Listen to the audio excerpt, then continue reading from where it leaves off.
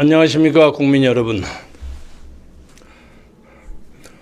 이제 40선거가 지난 지 거의 이제 일주일 가까이 되는데, 그동안 저는 이제 뭐 약간 감기 기운이 있었고, 그리고 4월 10일 선거에 대한 그 충격 때문에, 사무실 왔다 갔다 하는 걸 제외하고 거의 집안에 틀어박혀 있었는데, 오늘 황사가 많다는 생각을 들었습니다만, 그래도 한번 나가봐야 되겠다. 또 제 집에 우유가 떨어져서 우유를 사러 나간 김에 한번 나갔는데, 그 아파트 뒤를 갔더니 깜짝 놀랄 만한 일이 벌어졌어요. 그 며칠 사이에 그냥 모든 꽃들이 환히 피어 있더라고요. 철쭉, 개나리, 목련 잔뜩 피어 있어요. 이야, 계절이라는 건 이렇게 딱딱 정확하게 참 맞춰서 오는구나 하는 생각을 듣고 아주 반가이 꽃들하고 대면 인사를 했습니다. 그런데 이제 사무실에 들어오니까 제 차창 밖에, 제가 3층 사무실인데 그 건너편에 갑자기 웬 거냐 꽃다발 화환이 잔뜩 피어 있어요. 그래서 우리 PD도 야 저거 뭔지 좀 가봐라 했더니 갔더니 한동훈 비대위원장의 복귀를 기다리겠습니다는 전국 각지로부터 오는 그 격려의 그 꽃다발이에요. 그래서 저 국회 서강대 지나가자마자 첫 번째 입구가 그 헌정회인데, 헌정회를 앞으로 보면 왼쪽 또 오른쪽 좌우로 한 보태서는 200개 이상이 쫙 피어 있어요. 이거 보여줘요? 여러분 보이시죠? 이거 우리가 찍었습니다. 굉장하죠? 야, 이것이 한동훈 개인이 뭐 동원해갖고 누구를 뭐 꽃다발을 보냈다고 악담하는 사람이 있을 수는 있겠지만, 그게 한두 개지 그렇게 쉽지 않습니다. 한동훈이가 상당한 자유우파 국민들의 마음을 사로잡고 있었구나. 그의 성실성, 그 진지함, 그 부지런함, 그런 것이 아마 그 자유우파 주의자들에게 상당한 감동과 추억을 남겨놓고 갔구나. 그런 생각이 들어서 한동훈의 컴백이 무리 없이 잘 되겠구나 하는 생각을 했습니다. 오늘 아침에 새벽에 유튜브를 봤더니 지금 이 상황이 상당히 심각해요. 카나다 밴쿠버에 거주하는 추경호라는 교포, 우리나라 뭐 장관 이름하고 비슷하네요. 아주 재밌는 걸 썼어요. 2월 24, 4월 15일 아침에 갑자기 한 생각이 떠오른 제 의견을 올립니다. 2020년 4.15 총선과 2024년 4월 10일 총선에서 모두 다 사전투표하면서 분명히 부정을 했다. 그건 맞습니다. 그런데 정부와 여당에서는 문제 삼지 않고 수용하는 분위기이다. 이것 또한 맞습니다. 그래서 정부와 여당에서 부정선거를 문제시하여 밝히지 않는다면 가정법이 있어요. 윤석열 대통령의 탄핵을 광화문 보수 세력이 앞장서서 주동하겠다라고 해서 윤 대통령에게 압력을 가하자. 그런데 윤석열 대통령이 사실 부정선거를 밝히도록 압박을 가하는 것입니다. 이런 저의 생각에 각자 의견을 올려주십시오. 카나다 밴쿠버 거주 추경호. 아이디어는 됩니다만은 이걸 그렇게 몬다고 해서 현재 윤석열 대통령이 부정선거 문제를 조사할 기미는 없는 것 같습니다. 그것이 우리를 절망케 만듭니다. 그리고 어제 국민에 대한 메시지 형식으로 국무회의에서 발표한 발언 전문을 한 13분째로 쭉 읽어봤는데 민생을 수십 번 얘기했어요. 그 문제에 대해서 구체적인 논평은 안 하겠습니다. 대충 아는 얘기인데, 제가 여기서 딱 한두 명만 지적하고 싶은 것은 민생이란 무엇이냐 이거예요. 민생은 경제를 잡고 먹고 사는 먹거리가 충실하고 직장이 보장되고 보험 체계가 잘 되고 그것만 민생이냐 이거예요. 그러면 먹고 사는 동물 아닙니까? 인간이라는 것은. 인간은 사유하고 행동하고 발언하고 판단하고 칭찬하고 또는 비판하고 그런 사회에서 하나의 커뮤니티를 이룩해 나가는 것이 인간입니다. 한 사회를 리더하는 대통령은 그 사회 구성원들의 먹거리뿐만 아니라 그 외의 정신적인 문제도 동시에 해결해 줘야 합니다. 다시 말하면 민생에서 가장 중요한 것이 정치예요. 안 그렇습니까? 정치나 사회나 이런 문제 하나도 없고 그냥 먹고 사는 것만 따지는 민생? 그 동해협의회장 동장도 하고 시장 군수도 할 수 있는 거예요. 국가를 유지하는 사람은 국가가 유지하는 임무를 가지고 있는 지도자는 민생 문제를 정치하고 띄어서 얘기할 수 없는 그건 거짓말이에요. 예? 그건 변명입니다. 이것을 내가 지적하고 싶습니다. 오늘 아침에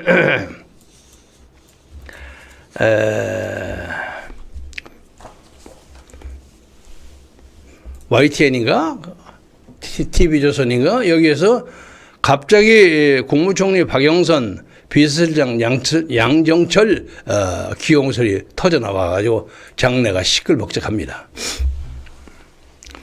이 박영선 의원은 저도 좀 아는 사람이에요. 원래는 이 양반이 정동영 의원의 사람입니다. MBC 정동영 앵커할 때 그 밑에서 같이 하고 해서 정동열 계파로 평가되는 사람인데 비교적 처세를 잘하고 특별하게 편협한 생각을 가지지 않은 사람으로 평가가 절대 나쁘지는 않은 사람입니다. 그래서 한때 노무현 대통령이 열린 우리나라인가 만들어가지고 따로 나가버렸을 때 지금부터 한 20년 전이고 22년 전이군요. 민주당의 그 잔존 세력을 이끌려고 했던 조순영 대표 그리고 그때 요새 또 총리 물망에 왔다 갔다 국회의장 물망에 왔다 갔다 하는 추미애 의원 이런 사람이 이제 그 최고위원 선거에서 1, 2, 3등 한 사람입니다. 그때는 이제 대표 따로 하고 최고위원 따로 하고 그러지 않았습니다. 한꺼번에 해서 표를 제일 많이 받은 사람이 대표하고 대표 최고위원이고 그 다음에 이제 차석, 수석 뭐 이런 식으로 최고위원을 해서 그 의사를 전원 일체의 바탕에서 의사결정을 하고 그랬습니다. 아주 자유스러운 그런 분위기였는데 그때 우리도 선거를 치른다고 해서 비례대표 한 사람을 뽑아야 되게 된 여자가 1번 아닙니까? 그래서 이런저런 얘기 한참 나오다가 박영선 그때 의원이 아니었어요. 박영선 앵커가 물망에 올라왔어요. 그래서 이제 누가 그 얘기를 하길래 이거 박영선 안 된다. 왜 안 되냐? 그거 저 정동영 사람인데 우리한테 오겠어? 열린 우리당 가지. 그러니까 내가 자신 있다는 거예요. 그렇게 주장한 사람이 제 다음에 그 최고위원을 그 서열을 가지고 있는 김영환 의원이었어요. 지금 충청북도 지사 하는 사람이 자기 자신 있다니까. 정말 자신 있어? 두고 보세요. 내가 뭐 하여간 내기를 합시다. 뭐 이러고 나오더라고요. 그래서 아마 그 근처에서는 가끔 만나고 차도 마시고 밥도 먹고 그랬던 것 같아요. 그래서 자신 있으면 책임지고 해봐. 하고 며칠 여유를 뒀더니 한 3, 4일 후에 와서 아이고 미안합니다. 죄송합니다 하고 손을 들더라고요. 그래서 우리는 그걸 한참 믿고 있다가 안 돼서 큰일 났네. 그래서 당시에 청소년 위원장 청와대 청소년 위원장을 했던 이승희라는 그 이화대학 출신 정치학 박사가 있어요. 그 양반을 스카우트 해가지고 그 양반을 비례대표 1번으로 세운 적이 있었습니다.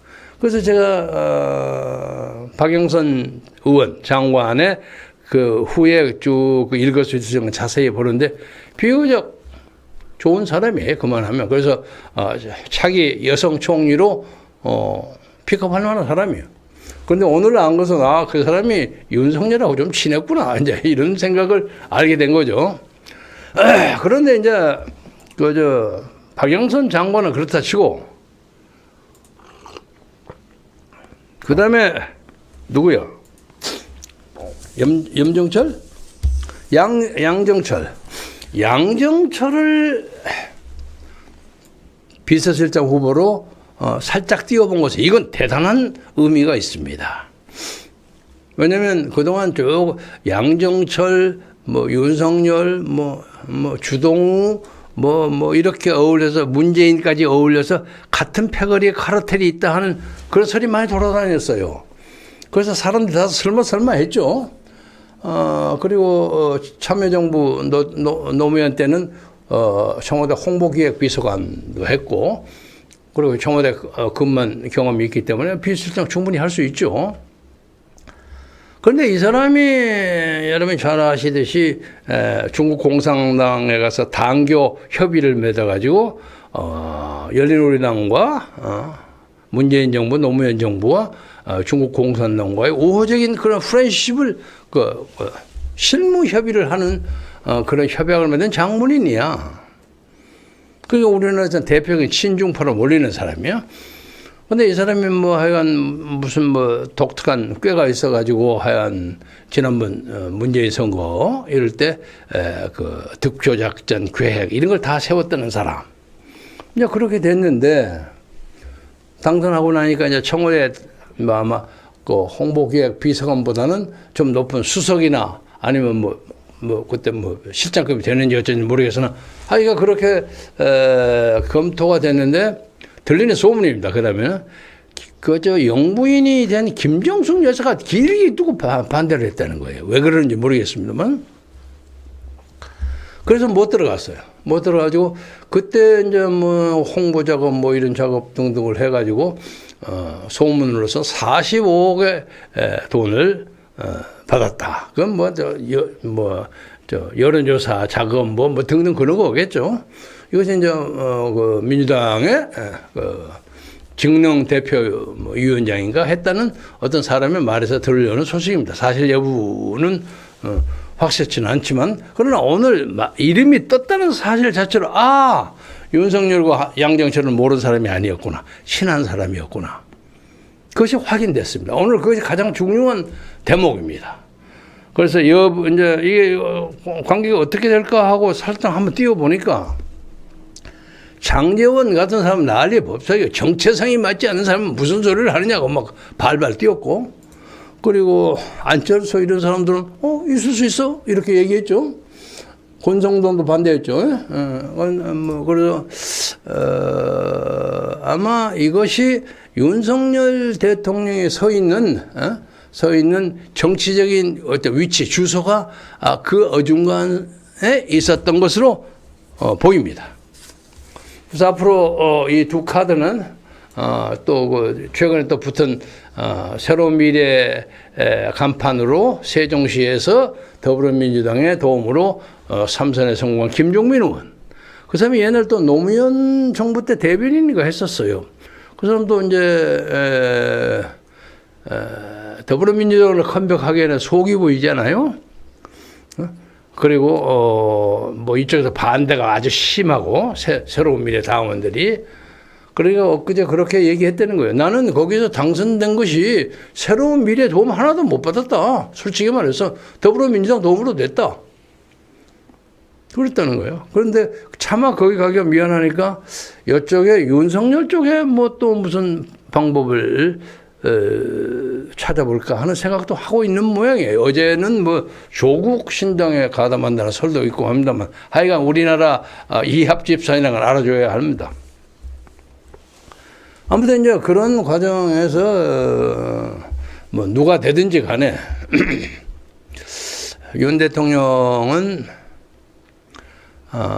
이재명 휘하에 더불어민주당의 저 압도적인 야당, 강력한 야당한테서 힘을 못 쓰는 것 같다.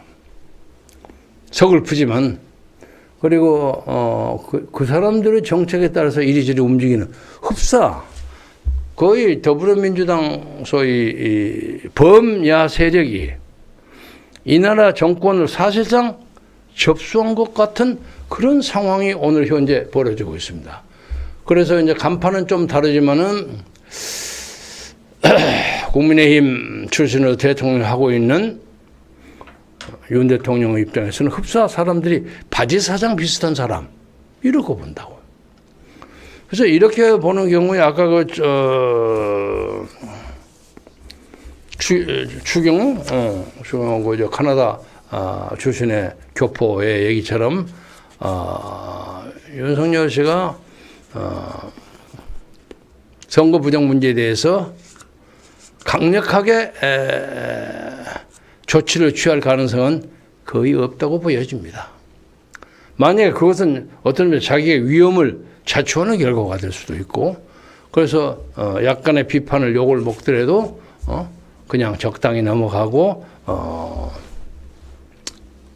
저쪽 야권 출신 인사, 예를 들면 박영선이니 양정철이니 무슨 김종민이니 뭐 이런 사람들 붙여가지고 소위 무슨 뭐라고 할까요? 거국내각 비슷하게 이런 식으로 해서 나머지 임기를 끌어가려고 하는 것이 아닌가.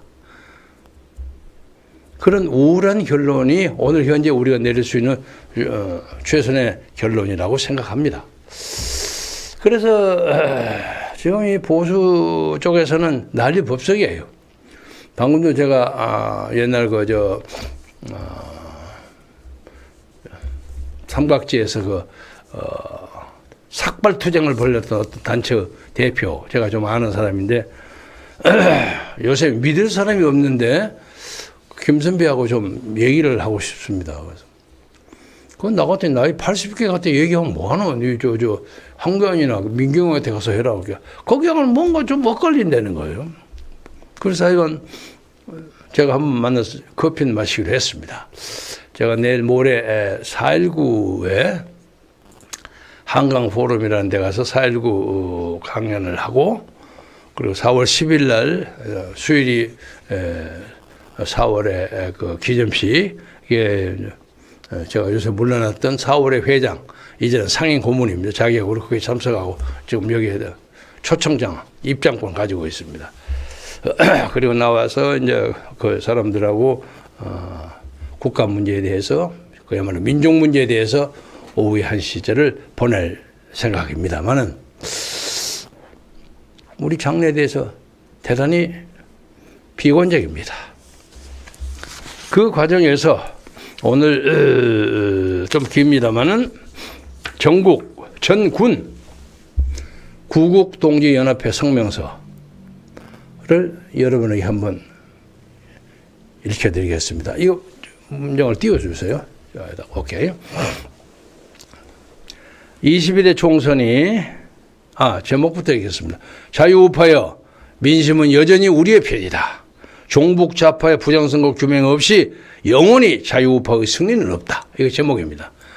22대 총선이 야당인 민주당 계열의 압도적인 승리로 끝나면서 여당은 108석을 차지해 겨우 개헌 저지선을 지키는데 그치며 그나마 안도해다. 참 108번뇌입니다.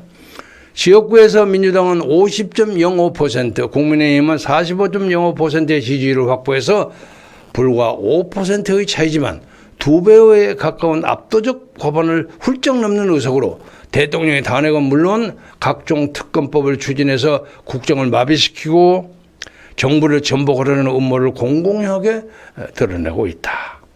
애국 자유우파들이 참패를 통감하고 책임론을 대두시키는 가운데 여당은 비대위원장은 물론 국무총리까지 책임을 순순히 인정하며 사퇴하기에 이르렀다.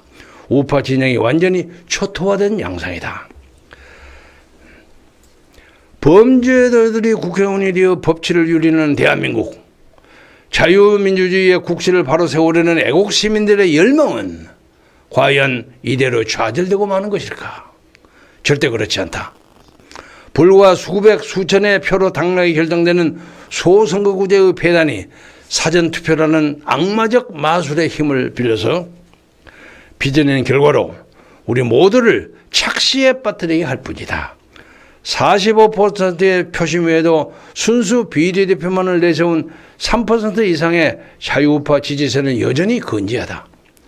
대통령을 당선시킨 그 민심이 그 실체임과 좌파가 선동하고 언론이 왜곡되게 떠버리고 세뇌한 정부 심판론의 민심의 근거는 어디에도 없음을 되새기자. 전군 단체들의 성명입니다. 세월호 특검을 도화선으로 탄핵까지 일사천리로 몰아붙인 종북 좌파들이 아닌가. 광복 이전부터 70년이 넘는 세월을 와신상담하며 준비한 사악한 악마들이다. 저들은 썩은 사고를 또 우려내어 또 한 번 정권을 전복시키기 위해서 민심을 오도하고 있다. 이러한 절대절명의 시기에 기울어진 운동장이라 어차피 이기기 힘든 싸움이었다고 자주하고 좌절하는 한심한 과거를 이제는 반복해서는 안 된다. 철면피의 태도로 실형을 선고받은 피로들은 물론 막말을 일삼는 폐륜아들을 내세우고도 승리를 자신한 종북 좌파와 싸운 자유우파는 실체도 없는 중도표를 구걸하며 5.18과 부정선거를 스스로 입막음하며 아군을 핍박하고 숙청해서 자멸의 길을 자초했다. 누가 그랬는지 생각해 보십시오. 하지만 결과를 그대로 인정하더라도 21대보다 오히려 5석이나 더 확보했다. 문제는 종북 좌파는 늘 후한무치하게 민심을 오도하고 늘 총구를 한 곳에 집중한 채 가열차게 밀어붙이는 반면에 자유우파는 중도의 눈치를 살피며 지성의 명분으로 자성의 명분으로 또다시 내부 총질을 일삼고 있다는 점이다. 더 이상의 분열은 망국의 길을 재촉할 뿐이다. 조금 더 있습니다. 자유우파여,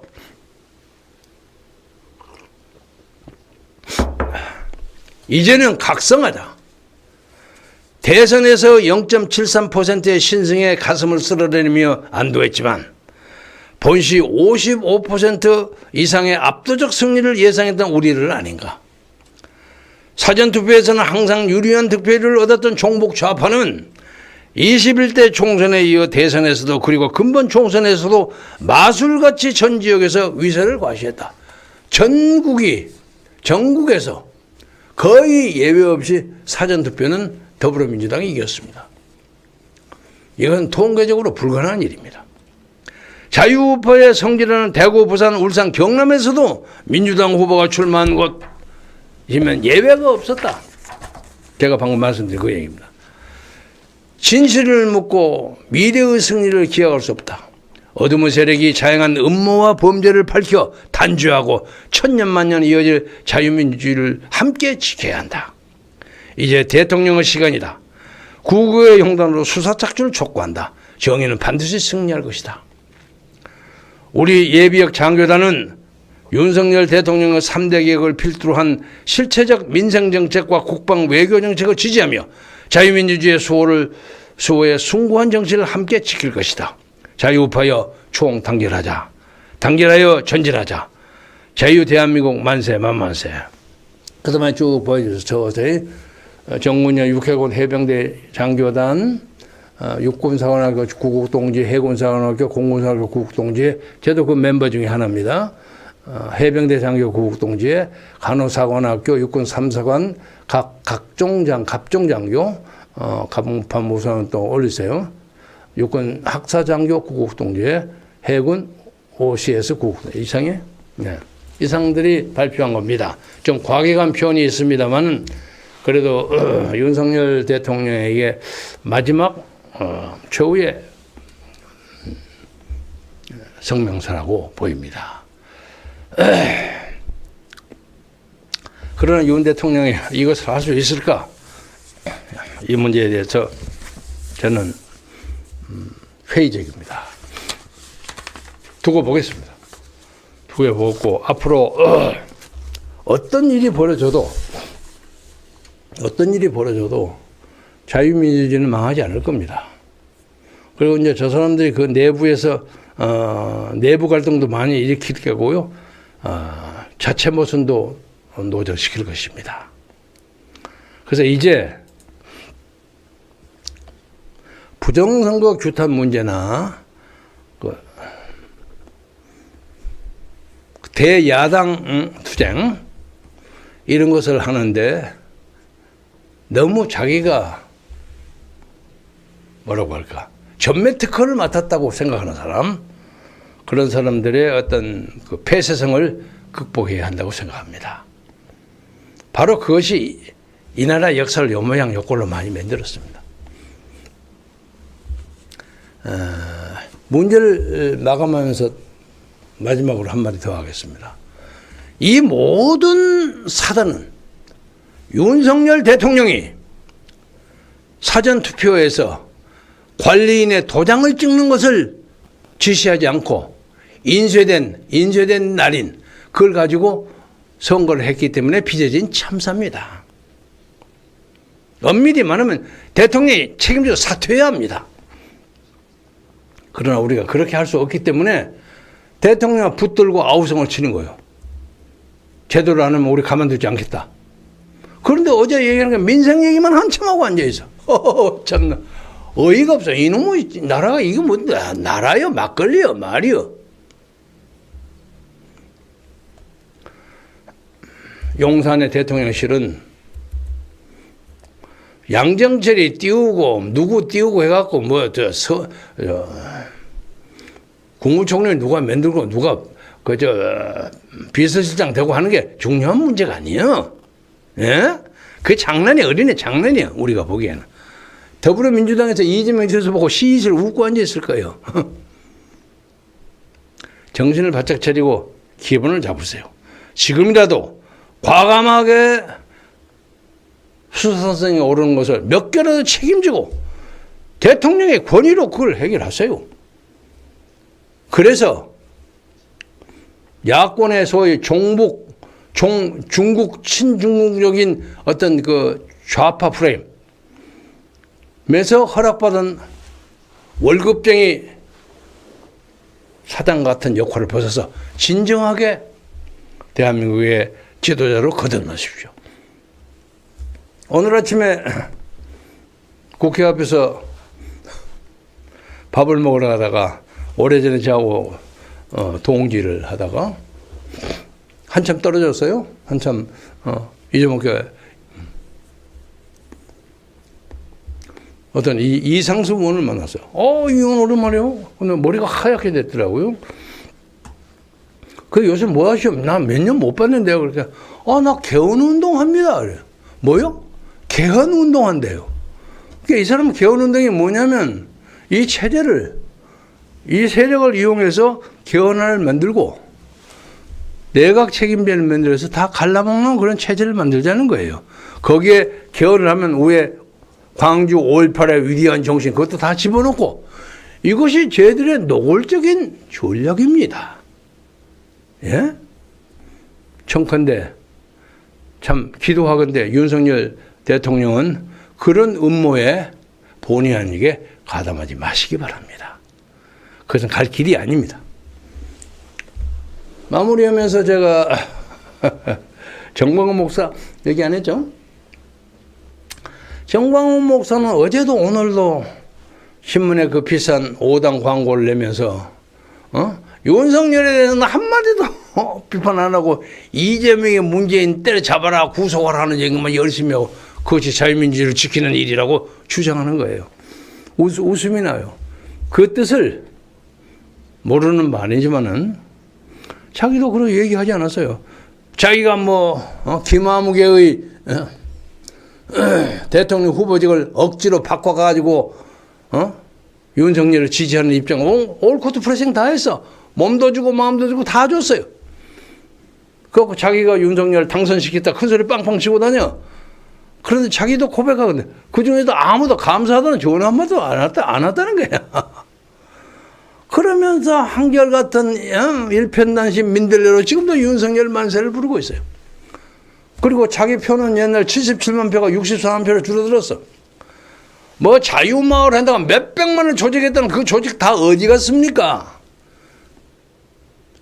정광훈 목사 측은 윤석열을 일방적으로 짝사랑하는 것을 버리세요. 냉정하게 보세요. 자유민주주의를 지키기 위해서는 이 정권을 세차게 몰아서 반드시 부정선거를 조사하게 만들어야 합니다. 그렇지 않으면 책임을 물어야 합니다. 그들에게. 그것이 정광훈 목사가 가야 할 길이에요. 제가 오늘 꼭 그것을 얘기해 주고 싶습니다. 더 이상 윤석열을 지키자는 그런 무모한 광고를 신문에 내지 마십시오. 그 아까운 돈, 광화문에 그 아주머니들 그 돈 해가지고 그거 만들지 않아요? 자세히 생각해 보세요. 그리고 종교단체가 정치한다고 해서 그 난리를 쳤어. 비례대표 하나도 못 먹었어. 아마 비례대표 하나나 두 개 냈으면 난리가 났을 거예요. 천하를 다 얻은 것처럼 했을지 몰라요. 그게 마찬가지예요. 문제는 어떤 정당이 비례대표 한두 석 먹느냐 안 먹느냐 그게 문제가 아니에요. 이 민주주의 체제 자체가 무너지려고 하는 거예요. 권력에 있는 사람들이 그걸 은근히 동조해. 왜 그런 눈치를 못 보냐 말이에요. 하나님에게 물어보죠. 전 목사 하나님에게. 하나님의 뜻을 물어보죠. 어떤 것이 이 시대를 살아가는 바른 길인가. 어떻게 신도들에게 가르쳐야 하는가를 하나님에게 기도하는 중에 물어보기를 바라면서 모든 국민들이 이 험난한 칠흑 같은 암흑 속에서도 그래도 한가닥 민족의 희망을 위해서 노력하고 기도하고 힘쓰는 그런 봄이 되었으면 좋겠습니다. 경청해 주셔서 감사합니다.